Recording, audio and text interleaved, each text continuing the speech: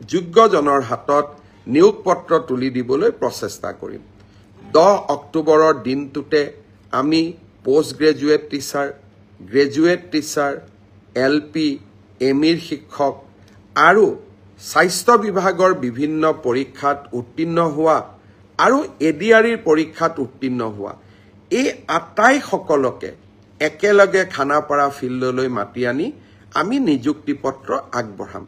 মোক কোনোবাই সুধি থাকে পুলিচৰ ৰিজাল্ট কেতিয়া দিব সকলো ৰিজাল্ট আমি এনেকে দিম যাতে আপোনালোকৰ হাতত আমি 10 অক্টোবৰৰ দিনাখন আমাৰ নিযুক্তি পত্ৰ আমি হাতত তুলি দিব পাৰো বহুতে মোক সুধিছে যে এডিআৰিৰ নতুন এডভাৰটাইজ কেতিয়া হ'ব পুলিচৰ নতুন এডভাৰটাইজ কেতিয়া হ'ব মই আশা কৰো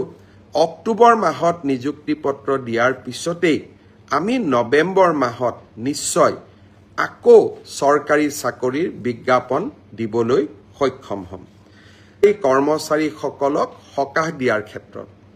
হদিয়াৰ পৰা ধুবুৰীলৈ আমি সকলোতে চৰকাৰী চাকৰি যোগদান কৰিব লাগে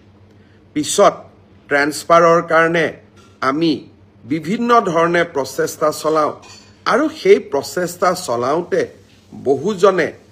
ঘোষ আদিও দিব লাগে বুলি উপঢৌকন আদি দিব লাগে বুলিও আমি বিভিন্ন সময়ত শুনা পাওঁ লোকক প্ৰতিশ্ৰুতি দিছো এডিআৰি যেতিয়া আমি 10 তাৰিখে নতুনকৈ নিযুক্তি দিম তেতিয়া মিউচুৱেল ট্ৰান্সফাৰ কৰিব পৰা বা আমি যেতিয়া পুলিচত নতুনকৈ নিযুক্তি দিম 10 অক্টোবৰত মিউচুৱেল কৰিব পৰা কিছু আৰু স্কোপ আমাৰ সন্মুখত ওলাই আহিব লগে লগে নৱেম্বৰ মাহত আমি আৰু এবাৰ মিউচুৱেলৰ পোৰ্টেলটো মুকলি কৰি দিম যাতে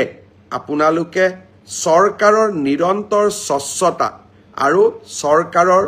ইতিবাচক পদক্ষেপসমূহত ভাগ ল'ব পাৰে